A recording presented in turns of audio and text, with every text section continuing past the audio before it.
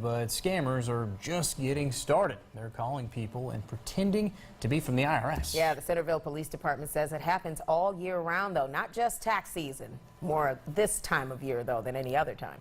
41 NBC's Edna Ruiz shows us how you can avoid becoming a victim to those lies. IRS scammers call you asking for personal information and requesting payments. The scary part is these scammers are getting smarter. If you didn't know any better, you could believe it's real, but it's not, especially because the real IRS never calls you. This is that time of year people can start calling about taxes. We know these things are about to start popping up, and we want to let the people know before anybody has any kind of incidents. Scammers are on the hunt, and the Centerville Police Department wants to make sure you're not a victim. What they'll do is they'll call and say, this is Agent so-and-so with the IRS. They'll give them a fake badge number and tell them they owe them money, and if they don't pay the money, they're going to send police to arrest them, or they'll be taking out a warrant for their arrest. IRS spokesperson Cecilia Beretta says scammers are calling from numbers that seem legitimate and providing information that could trick you into believing it's real.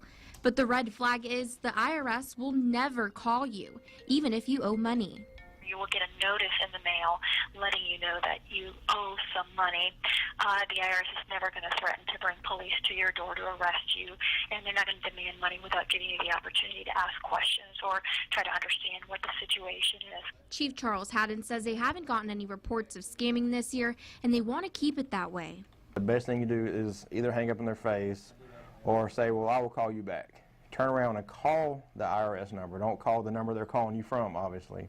Providing the simplest information could even lead to much worse. If they are able to obtain your information and then utilize it to file a false tax return or fake tax return, then that's where you end up being the victim of identity theft. Chief Hadden says never give any sort of information over the phone, especially if someone is calling you. It's always better to ask questions and to dig a little deeper so you don't fall victim to a scam.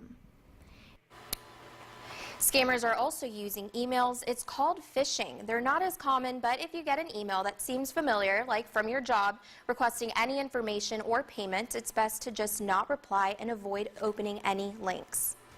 All right, great advice. Thank you so much, Edna Ruiz, here in the studio. If you've gotten any of these calls, call your local IRS office immediately.